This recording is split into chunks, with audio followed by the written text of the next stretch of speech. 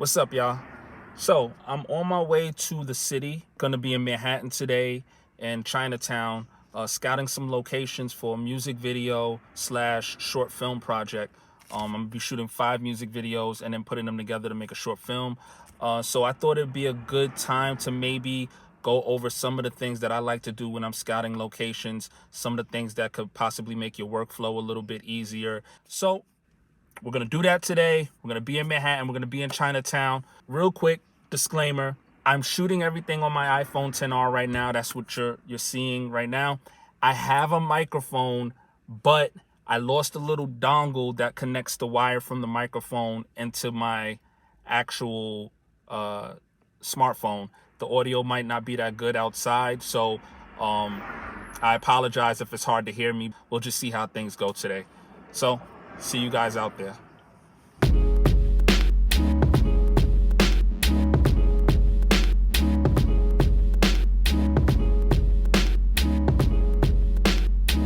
So, down here, downtown Manhattan, that's where I chose to start. Scouting my location for this video shoot because the song is really about two people spending a day in a life together in the city, enjoying each other's company.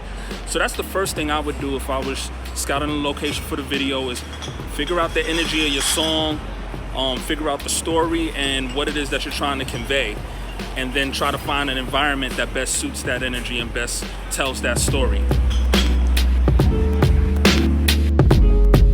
Now these are kind of like fundamentals of filmmaking in general, but when you're scouting locations, it's very important to look for symmetry. I can't tell you how many times I've seen a video and the shot actually could have been really cool, but just because of the way they angled the camera, they missed the opportunity to find symmetry in the shot that would direct the person's eye to the subject in the shot and make everything look overall cleaner and look better. So, for example, you could shoot a shot like this, but you could just angle the camera a little bit differently and shoot the same exact shot like this, and it automatically becomes a more symmetrical shot, and it guides the viewer's eye to the subject in the shot and where they need to be looking. It just looks cleaner, it looks better, and while you're out scouting location, you should be looking for those lines, look at the buildings, look at the architecture, and look for the symmetry.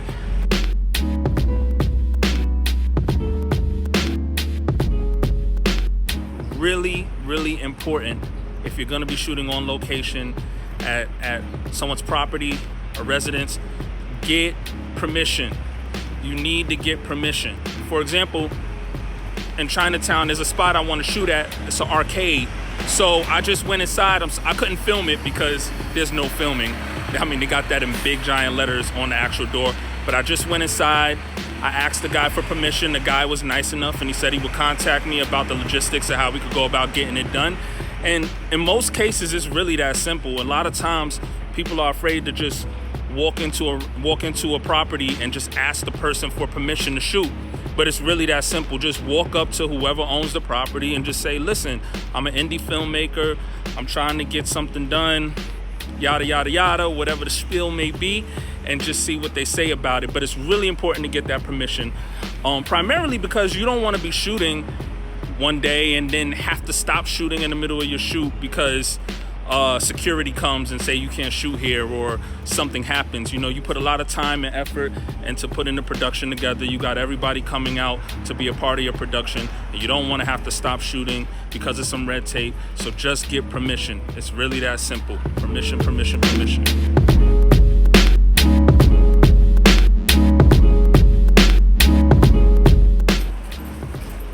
Chinatown.